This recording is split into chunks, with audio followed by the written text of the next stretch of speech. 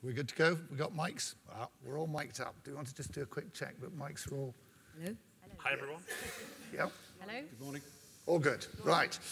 Excellent. Well, welcome to this breakout session on owner-operators within the context of the overall theme of the conference this year, which is Connect and Communicate.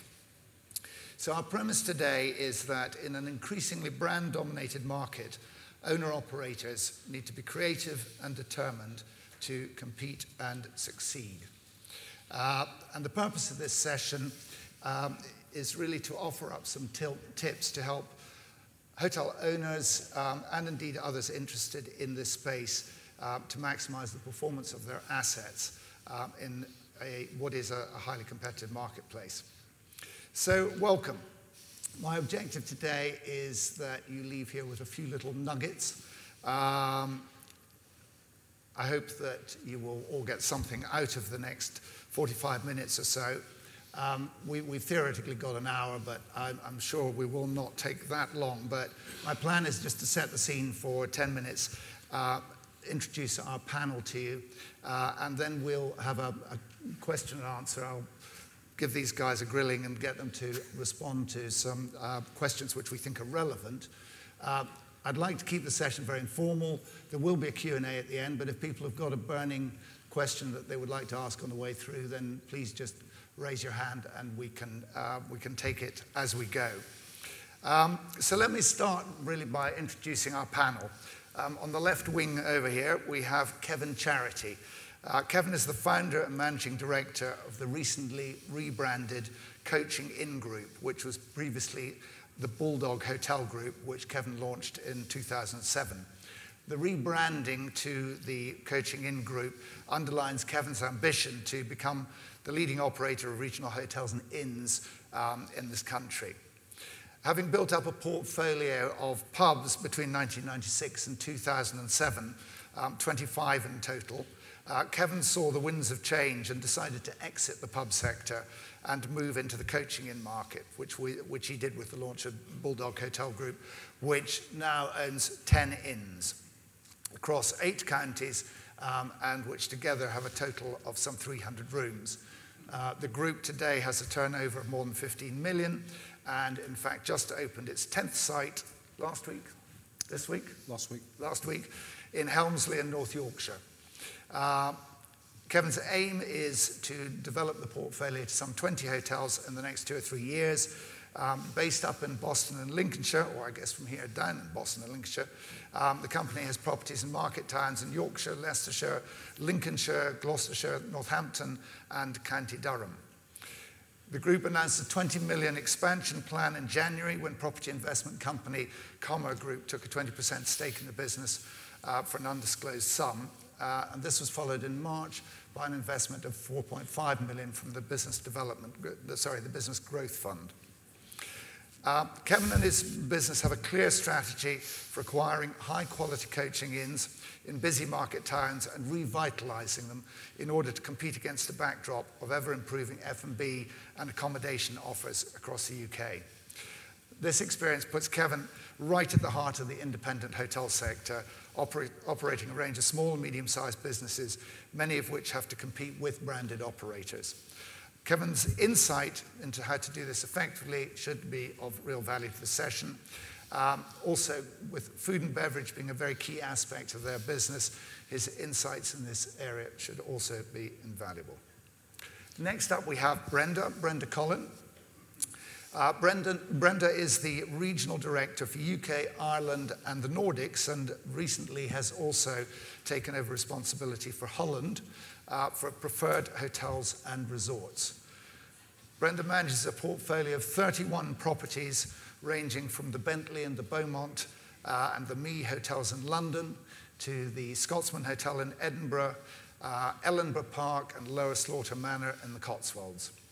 Preferred Hotels as a group represents some 650 hotels in 85 countries, the vast majority of which are independent. Prior to joining Preferred Hotels some 3 years ago, Brenda was executive director, co-founder and a shareholder in Hotel Res, a role in which he was responsible for the commercial contracting of hotels, building a portfolio of some 700 clients from startup. Before this, Brenda worked for UTEL from 1999 to 2004 as Director of Business Development, a role within which she was responsible for managing relationships with some 500 member hotels. At the time, UTEL, as I'm sure many of you will remember, was the largest hotel representative company in the world, promoting and distributing the rooms for some 6,500 hotels worldwide through its various channels. Her early career was spent with Hilton Hotels in various business development roles over an 8-year period. This clearly provided Brenda with a deep insight into the marketing and distribution activities of a major corporate. Today, Brenda manages the relationships with key members of Preferred and is responsible for adding to the Preferred collection over the geography outlined. And so, without turning this into a commercial, if anyone has any interest in joining a top-quality soft brand which can provide sales, marketing, representation, and distribution, Brenda's your woman. It's perhaps just worth adding that many of the members of Preferred Hotels themselves are independents who recognize the importance and value of being part of a global marketing and distribution player to enable them to compete more effectively and on a more even playing field with branded operators. Third up, we have Felicity Cunliffe-Lister. Felicity and her husband, Mark, own Swinton Park in North Yorkshire, near Ripon. Swinton Park sits on the 20,000-acre Swinton estate, which has been in the family since the 1880s when it was acquired by first Baron Mazan. In the 1920s, Felicity's husband's great-grandmother inherited the estate, and house and lived there for many years until her death in 1975, when very sadly the house had to be sold to settle death duties, and the main estate passed to Mark's uncle, the 2nd Earl of Swinton. In 2000, with the support of their family, Felicity and Mark managed to purchase the house back from hotel company Hanover International and subsequently opened it as a 20-bedroom hotel in 2001. In 2006, Mark inherited the rest of the estate on the death of his uncle, and so was able to bring the house and the estate back together in common ownership, which is a heartwarming tale in these days when estates are generally being broken up. Today, the estate has over 90 houses let to tenants, some of which are being developed for holiday letting, and some 30 tenanted farms, all of which come under the direct management of Mark and Felicity. Today, Swinton Park is one of the finest castle-style country house hotels in the north of England and arguably the country as a whole. Felicity had to learn the ropes the hard way. With no hotel training, launching Swinton was quite an undertaking, but she has done an exceptional job. Now supported by General Manager Claire Jones, the hotel, which now has 32 rooms, is on the point of opening what will be one of the finest spas in the north of England. They also have a cookery school and a wide range of other leisure amenities, including fishing, shooting, golf, pony trekking, clay pigeon shooting, and falconry. They also have an area on the estate given over to glamping. And as such, Swinton is one of the leading leisure estates now in the country. A significant leisure concern, Felicity pretty much single-handedly drives the hotel and leisure aspects of the business forward, whilst her husband Mark looks after the main estate. Hence, Felicity eats, breathes, and sleeps the operation of a truly independent, high-quality hotel.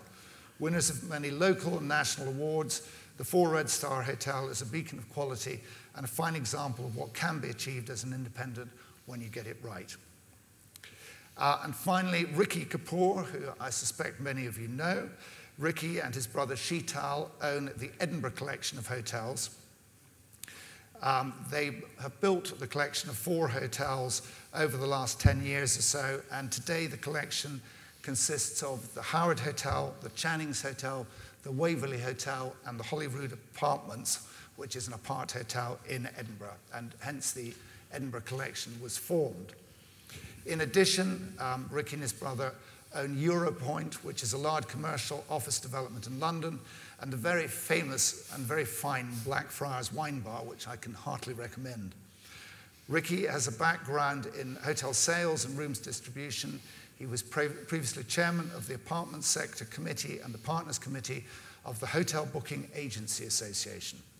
His early career was spent with First Option Hotel Reservations, which was subsequently sold to lastminute.com, where he was head of hotels business.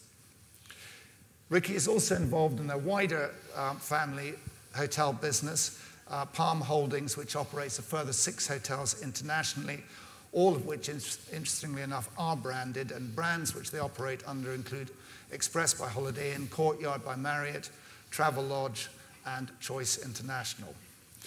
So this experience gives Ricky an invaluable insight into many challenges confronting the independent hotel operator, but he also has a huge amount of knowledge about corporate hotel operations and reservations in the hotel sector, and as such, adds a different dimension to our panel. And finally, a brief introduction about myself. I'm Roddy Watt. I'm the CEO of the Buell Group, which is a broad-based advisory and service business, which I launched about 3.5 years ago. Today, we act for a broad range of independent hotels and leisure concerns, including the Farncombe Estate in the Cotswolds, which is home of the much-acclaimed Dormy House Hotel. Swinton Park is a client of ours, the Nair Hotel in Cornwall, various other resort operations in Scotland, including Gleneagles, the Old Course Hotel at St Andrews, and so forth. This activity provides us with a very privileged overview of some of the challenges which confront the independent hotel operator. Partly as a consequence of this, I've recently led the formation of a hotel management and asset management business, which is very originally named the Hotel Management Company. Together with my co-directors, who include such luminaries as Charles Prue, who I'm sure is known to some of you, and Peter Lederer, Martin Foxton, ex of Intercontinental Hotels, we aim to help independent operators leverage maximum value from their assets. I previously also founded a business called the Barclay Scott Group, which became the market leader in recruitment within the hospitality sector.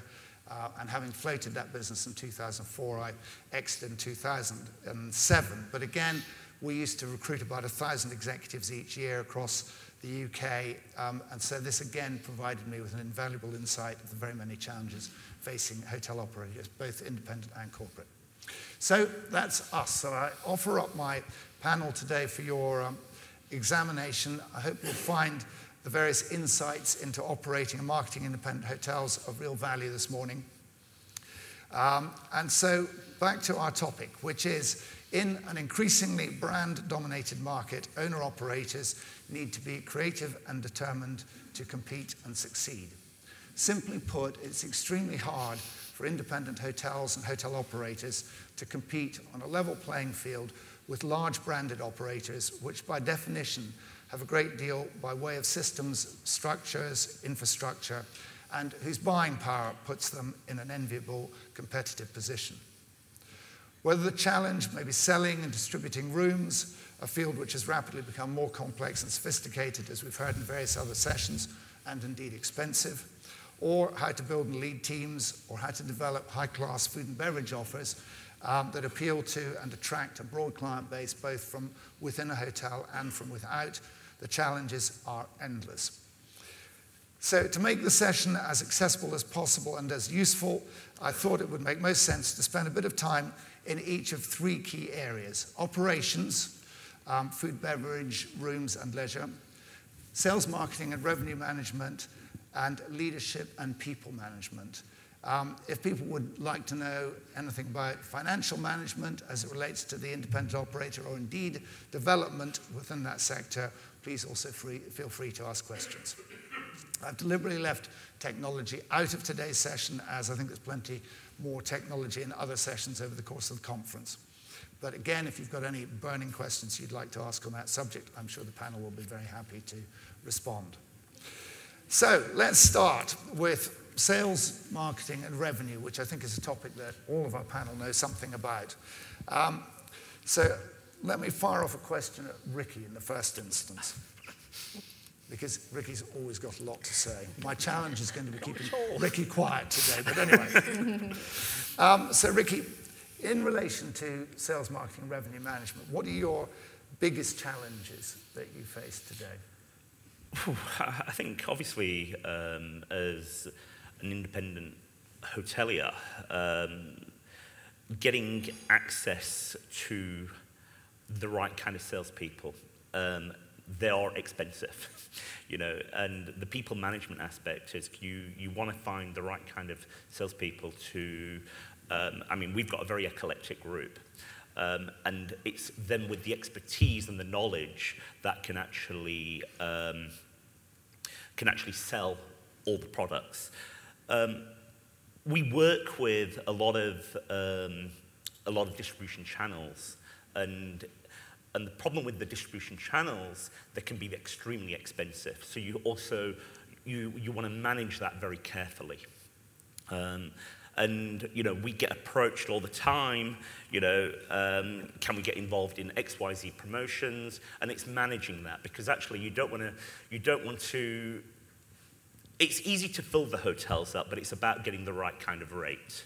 So that is the biggest challenge. And the problem with Edinburgh as a market, there's more and more stock coming in all the time, new stock. So we've got to innovate and think, how can we distribute differently? What else can we do? What other packages can we do? So it's about, you know, being flexible, choosing your channels very carefully, but also reinventing them and not just being complacent. Just because the channel worked a year ago doesn't mean it will work today, because actually we're in a very different environment. And it's actually, and that's, I think, one of the advantages of actually being independent, is actually you can move very quickly. But it doesn't go without it, but it is hard work. Okay. Felicity, you have no formal training in sales and marketing, I don't think. How do you find the challenges of marketing Swinton Park? I think the challenge for us at Swinton is really how to be distinct, because I think as an independent hotelier, that's what you can be, and as you say, you can change and adapt quite quickly. And in terms of marketing ourselves, we need to maintain the difference, really. And you know, there are the commercial channels to follow, but you can look at it in a completely different way. And to a large part with us at Swinton, we spend a lot of time just maintaining loyalty. And once we've got somebody through the door, never letting go of them. In an ideal world, I'd never market my hotel, because it would be full of people who keep coming back and keep telling their friends, and that's the end of, that's job done. Obviously, I'll never quite achieve that, but that's how we try and approach it. And it's all to do with, obviously, their experience when they're with us, delivering what, well, exceeding what their expectations are of us, and then making sure that, we never lose sight of them after that. Okay. I'm going to come to you in a second, Brenda, because You've got a slightly different perspective on life. But Kevin, in your world with a broad cross-section of coaching ins, how do you tackle the challenge of sales and marketing? It's something we looked at hard, actually. We're in a section of the market which is quite in love with the mid-section, the three-star section. And interesting, one of the slides yesterday for new hotel bedrooms coming on, I think apart from Edinburgh, there was nowhere in the country where there's a three-star being developed. People don't want them. So we had to really look hard at what we were doing, and we completely turned it on its head, and we decided to stop concentrating on bedrooms, actually, and concentrate on food and beverage. We felt that we're lucky in the fact that we've only got an average of 30 bedrooms per site. And in theory, they should fill quite easily anyway. So we've put all our efforts mainly into food and beverage, which is now 70% of our sales. So we believed we didn't have a brand, so we've got to stand out. We've got to be niche or something special. So does that mean a lot of your sales marketing effort is very local? Very much so for food and beverage, without doubt. That's exactly what we're aiming for. And we work hard at actually creating a whole different, almost a sub-business on the food and beverage within the property. As we've grown now to 10 properties, which enabled us to actually push the boat a little bit, and we brought on our first revenue manager who will concentrate on bedrooms. And actually, our occupancies are quite high, but it's the rate we want to attack, and we want to get that rate up now. Up to now, we've used third-party intermediaries to help us push rooms and push sales on rooms, but we're constantly having to evolve, constantly having to change what we do as our size grows. But when we're a lot smaller with only 2 or 3 properties, we have to be very hands-on and just sell hard ultimately. Okay. So Brenda, as a very key part of Preferred Hotels, representing a lot of hotels in the areas we've talked about, what's your advice to independents? How can they best access the market and distribute their rooms without it costing them a fortune? Well, that is the million-dollar question. Ricky made a good point, obviously, about trying to find the right resources and people to develop the business.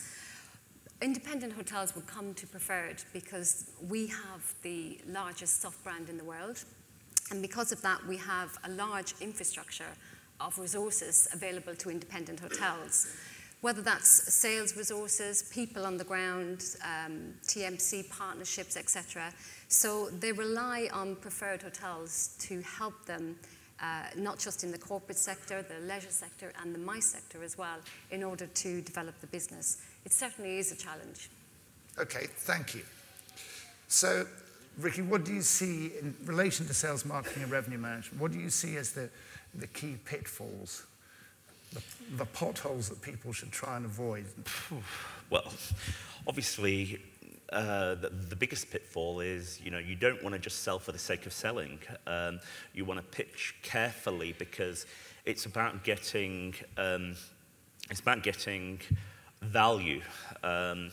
Just to sell a room and to fill your hotel up and not doing your cost analysis properly, you're going to end up making a loss. You need to make sure you sell at the right rate, balance your occupancy, and so you can actually get also the cream on top.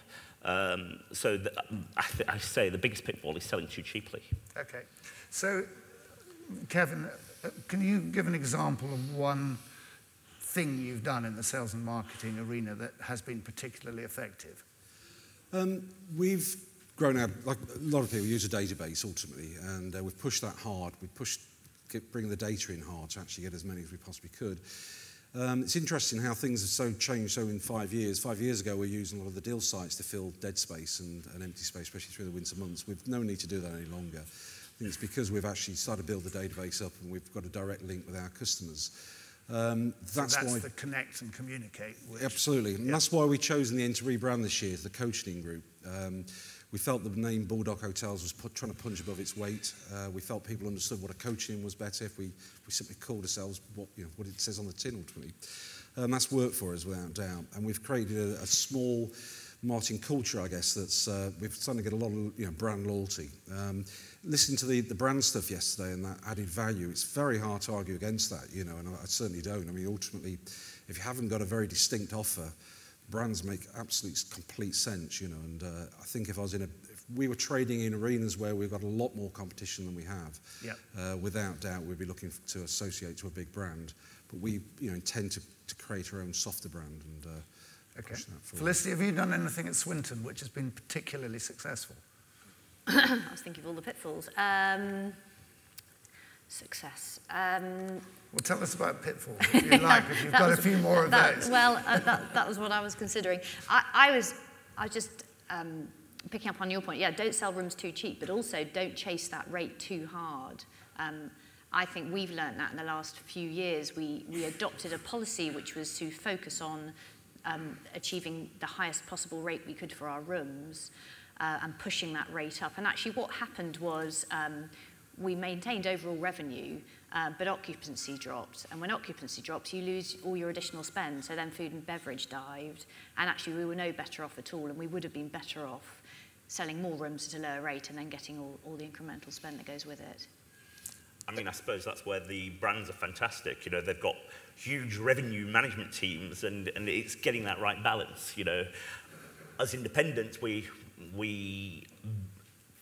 think we know what we're doing. We experiment in what we do, and we do get it right quite a lot of the times. But actually, it's all about learning off your peers.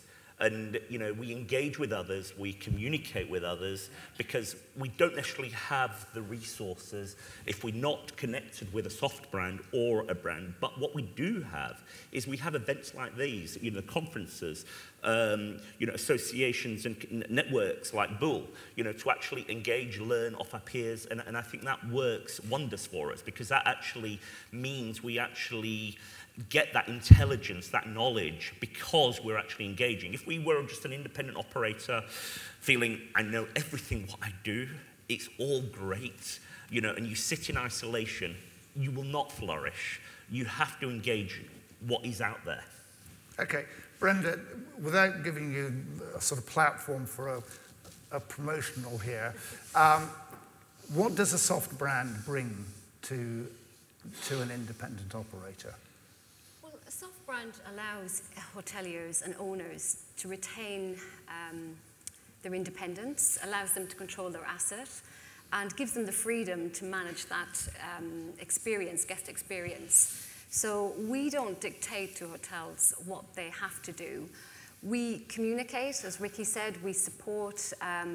It's very important that we get together very regularly with our hotels to look at the business, how we can help and support them, what strategies we need to put in place in order to look more down the long term. But as a business, as a soft brand, we've helped hotels by introducing a loyalty program. Felicity mentioned that was very important for her, and perhaps saves focusing so much on the marketing, is looking after the client. So we introduced our loyalty program for our independent hotels in order to compete with the chains globally, and that's been very, very successful. We're seeing a lot more repeat clients, and the membership is growing significantly. Okay, good. Any questions from the floor on the general area of sales, marketing, revenue management, or indeed any comments from the floor of successes or experiences any of the assembled company have had? Because otherwise I will move on to talk about operations. Anything from the floor? Question in the back.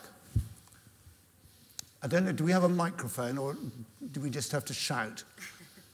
You may just have to shout.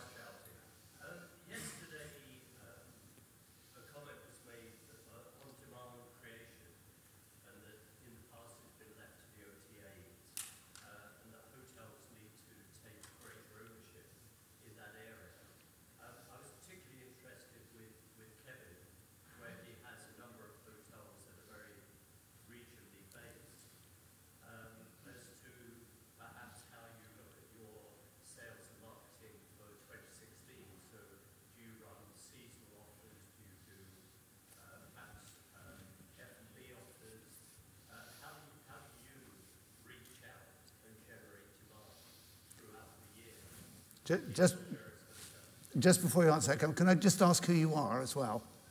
Rob Taylor from the Surya Hotel Group. We're also a regional Right. Good. Thank you very much. Kevin. I think I mentioned earlier our advantage is the fact we've got smaller bedroom stock, so it's just not that difficult to sell. So we ultimately look at the price level, exactly where we're pitching it. We're trying to hit a price that more or less suits everybody. People will be tempted to take it.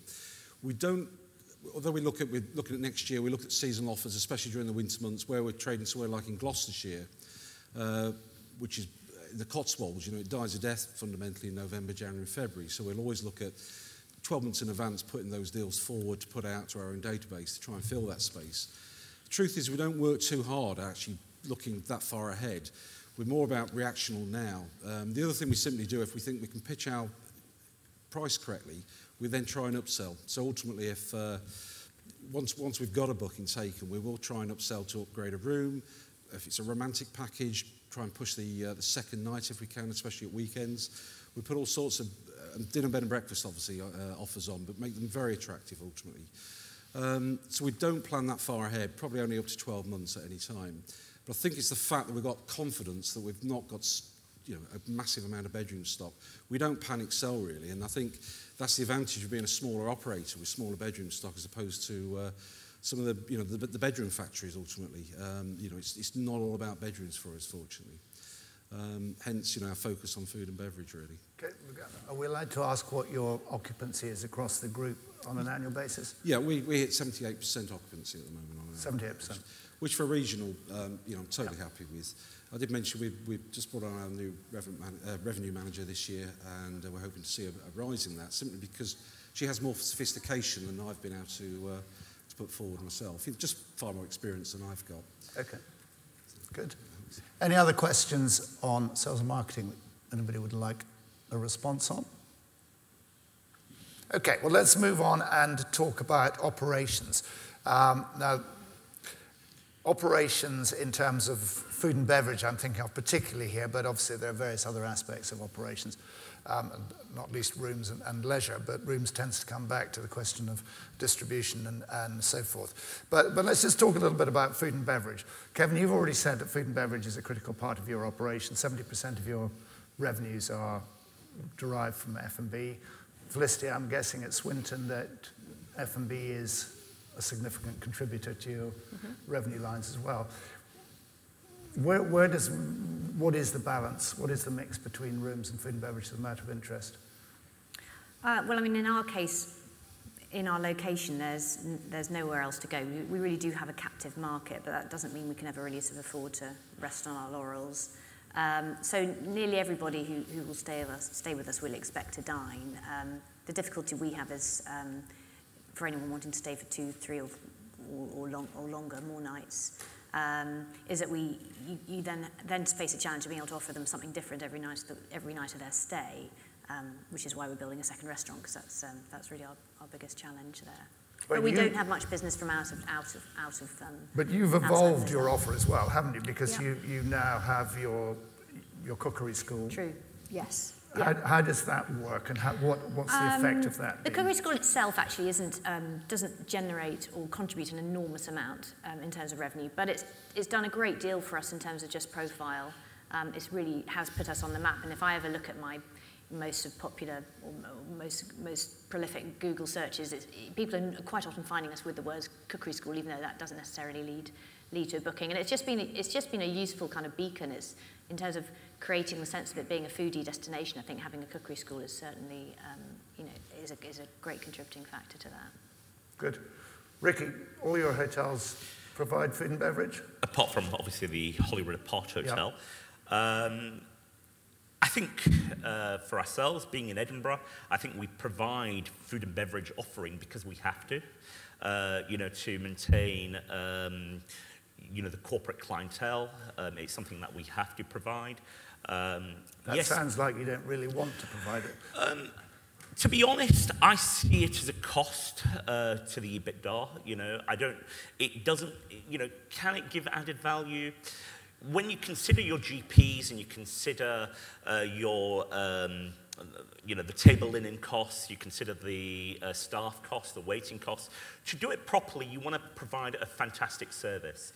We do provide a great service. We offer, there's other offerings. I mean, obviously during Christmas, it's absolutely fantastic.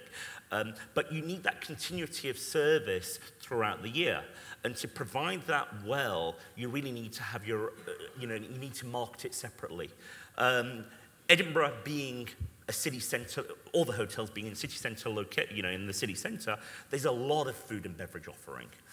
So we have to provide the service. We need to keep it simple, keep it fresh, and manage the costs. But ideally, I would prefer.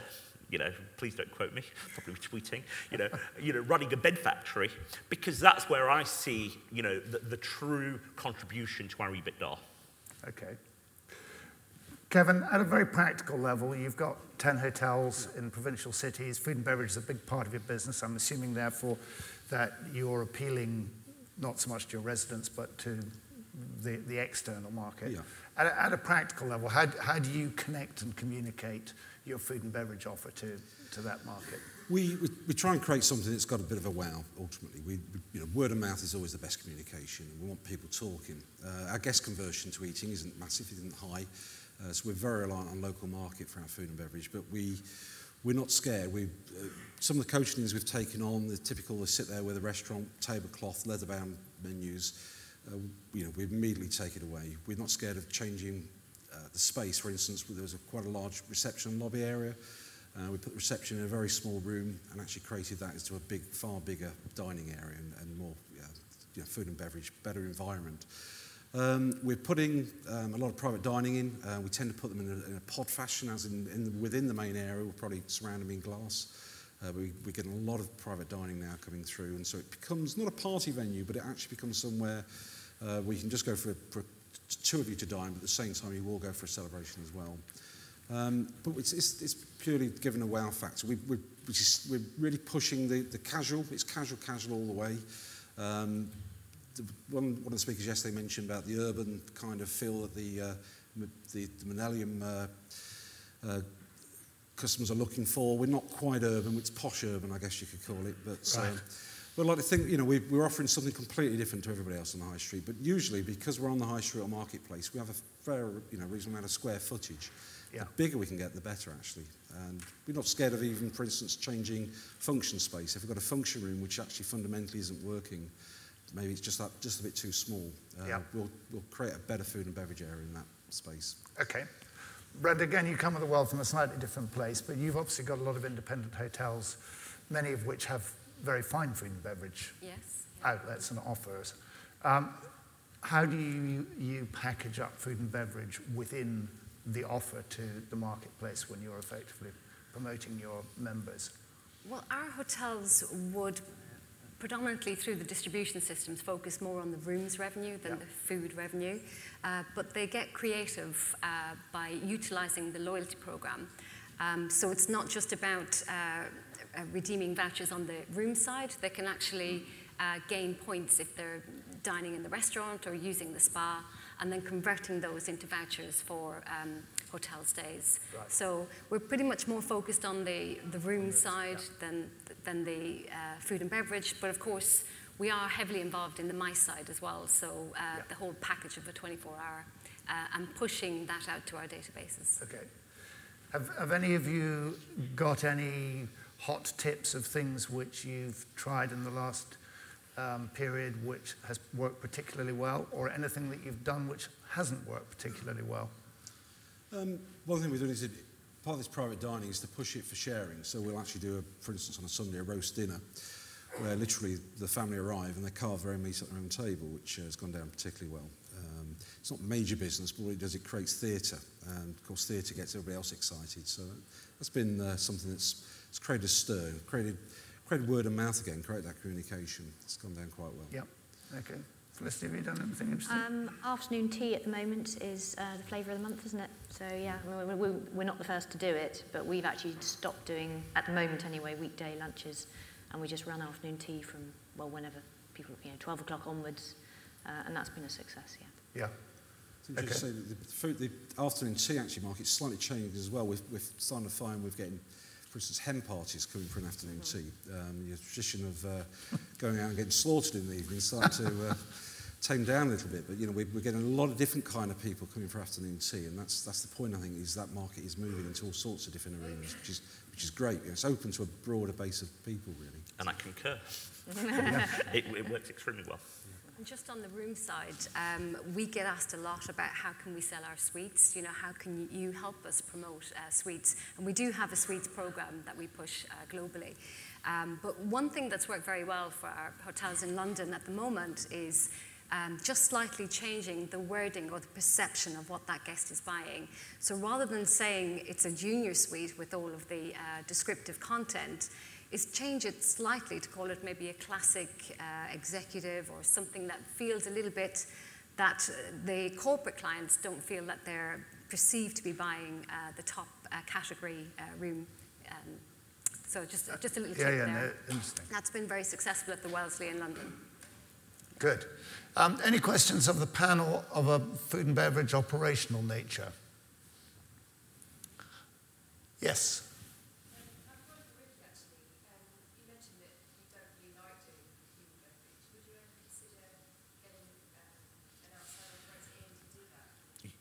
Absolutely, all the time. And I've had many meetings, but what they want you to do when you're looking at an outside operator in a hotel, they want their cake and they want to eat it. Basically, they'll say, well, actually, I'll run your kitchen for you, I'll provide the staff, etc. And what we'll do, we'll give you a profit share. I'm not interested in a profit share. If they want to give me a rent on the space, I'd be absolutely for it. But then obviously I want the service guarantees, because, if they're operating in the hotel, we still have to give a quality breakfast. We still have to give quality room service. If they're experts in marketing, I think they should put their money where their mouth is. They should be prepared to pay rent for the space, because then they're sharing a risk element. If it's only just on a simple profit share, we're still taking all the risk. We might as well run it ourselves. Okay, thank you. Yes.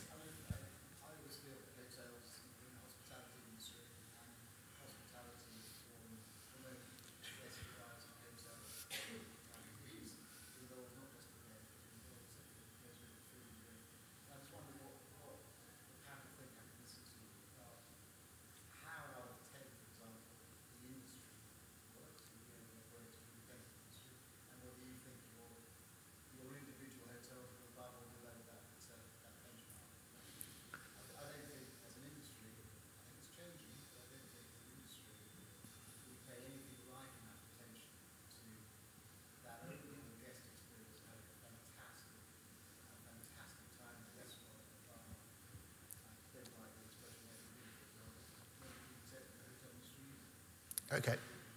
So for those who may not have been able to hear, the question is, looking at the overall guest experience and providing, if the objective is to provide a fantastic rounded guest experience, how well does the British hotel industry do, and how do the panel feel that they match up to that? Do you exceed or fall short of? I'm going to stick my neck out and say we exceed. We actually concentrate incredibly hard. That guest experience, saying yesterday, the guest needs to be number one. We go out of our way, but we actually do it not so much about trying to teach our staff members or team members to, strict service criteria. What we're trying to do is get them to engage. So we actually try and ultimately recruit intelligent people. It's hard, as we know, the recruitment of those intelligent people is the hardest thing in the world. What we've actually done is try to create a culture within ourselves. So we started a fast-track management program. Just put our first 3 people through it. We've got another 6 people lined up for it next. We communicate a lot to our staff. So, for instance, simple things that we send out a regular newsletter every month through our team, telling everybody about what's going on within the business. Trying to get them engaged will actually ultimately give the customer a better experience, because customers want to talk, they want to engage, they want to understand where if they're spending, not 24 hours, but 12 hours in a venue, staying overnight and eating, they want to know about it. And if we can get our team to engage, that's what we do. So we work very, very hard actually at doing that. And I think we get it. We get some pretty good reviews. That's the only judgment we can go on, really. We send out a survey to every guest staying with us, and we score quite high. But of course, as we all know, TripAdvisor or reviews on Booking.com, we do look at them with great interest, and we are scoring high. So I believe we're delivering it, as a norm above the industry. Through engaging your staff. I think it's because we're small again. It gives us that that little bit head start. Felicity, what about you? I'd say there are 2 points to consider, not related at all, but it's easy to assume that everyone has chosen to come to your hotel because they want to be there, and it's a treat, and it's an occasion of sorts. I think it's easy to forget about those, so the groups of people who actually haven't chosen to be there. Let's say they're a wedding guest, let's say they're there as a part of a conference, and actually they're the people I think you need to look out for more than anything, because they're away from home. They may not want to be away from home. They may be there because for a reason they don't want to be there for. And it's something we talk about quite a lot in terms of looking after those people more than needing more help and care than you might otherwise think. And it's quite easy to forget about those people. So those are the people I think you need to look out for. On another point entirely, though, I would also, what I've always tried to achieve at Swinton is for any guest who stays with us to forget they're in a hotel. So I'm completely flipping on its head, really, because staying in a hotel can be unpleasant, and you can feel uncomfortable and perhaps disappointed or out of your depth, what all the reasons are for not wishing you weren't there. If you can forget you're staying in a hotel and feel more as if you're staying in, let's say, someone's house, although it be a very sort of perhaps grander house than your own, then for me that's mission achieved for me. Okay. What you were saying, Kevin, sort of links quite nicely into the third part of what I wanted to talk about. So I hope that gave you a meaningful response, which is the whole issue about people, which clearly sit at the heart of any hotel operation. And having been in the people business for as long as I am, I would argue that they're probably the most important single aspect of the success of a business at the end of the day. You all obviously employ people. You also employ people, Brenda, albeit not in the front line in quite the same way. But let's start with you, Ricky. What's, in terms of connecting and communicating, what's your attitude towards your staff? What are your objectives when you're hiring staff? And what are your views of how to get the best out of those people? You know, you're getting them involved, you're engaging with them, you're listening to them.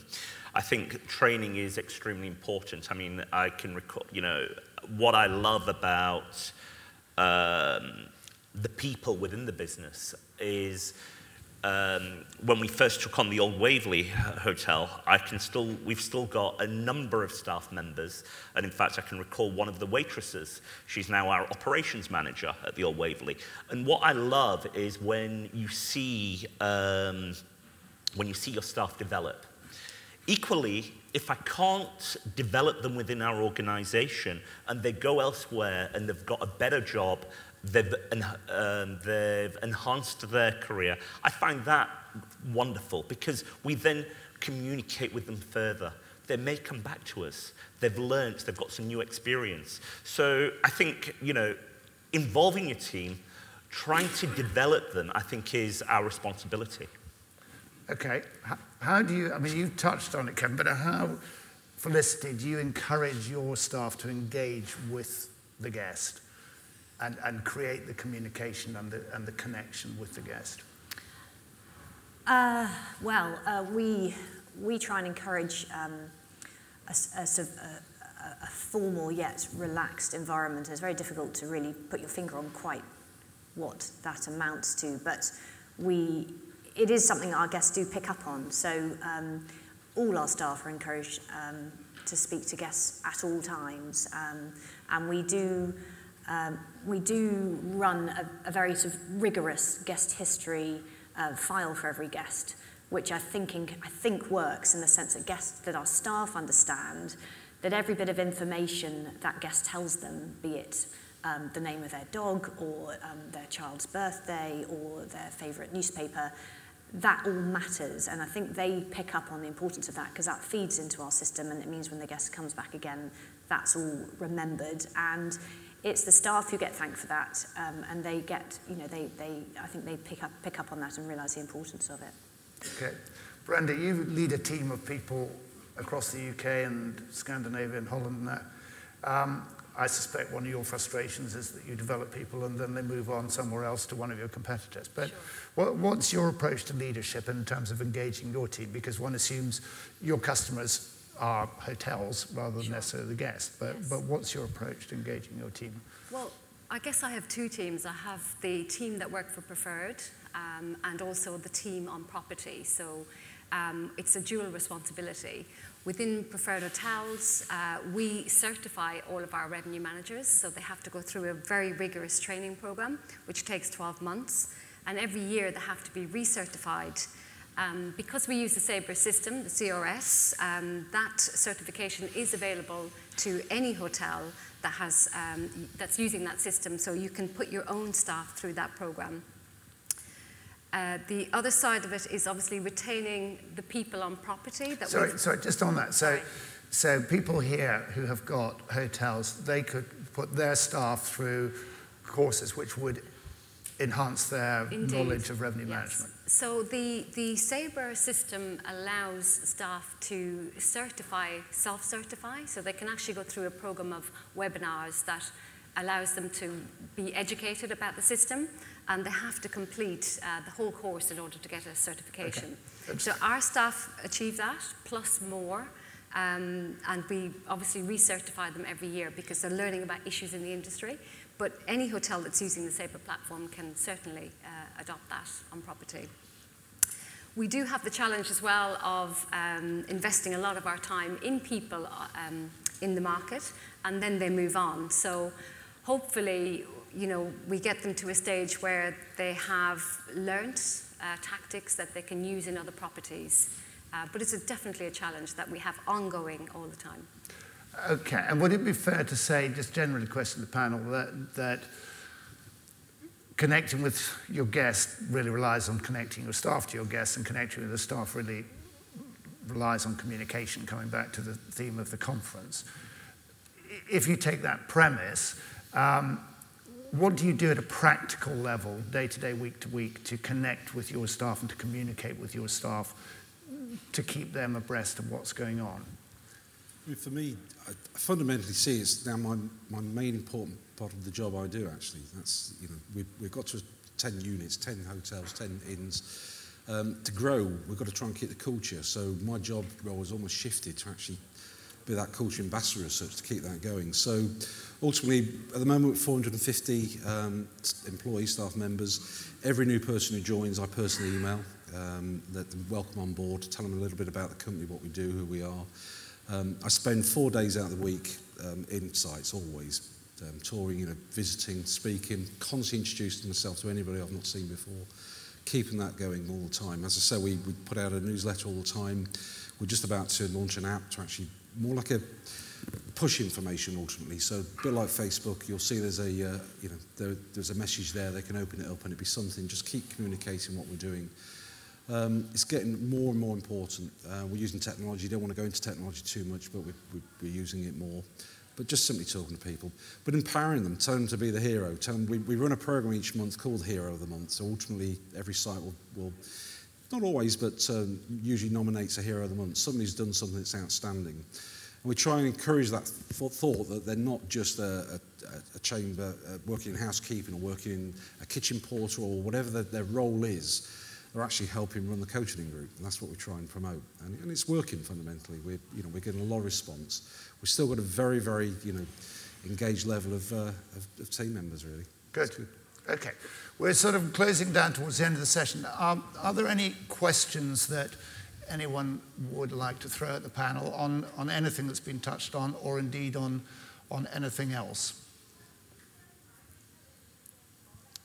No? All stunned into silence. Good. Well, I hope you've enjoyed listening to Kevin, to Brenda, to Felicity, and to Ricky. I hope you've got a few nuggets which you will take away with you. If you would like to come and talk to any of the panelists at the end of the session, I'm sure they'd be delighted to talk to you on a one-to-one basis. Thank you very much for coming along, for being such an attentive audience, and we look forward to seeing you over coffee. Thank you very much indeed. Thank you. You want a pedestal.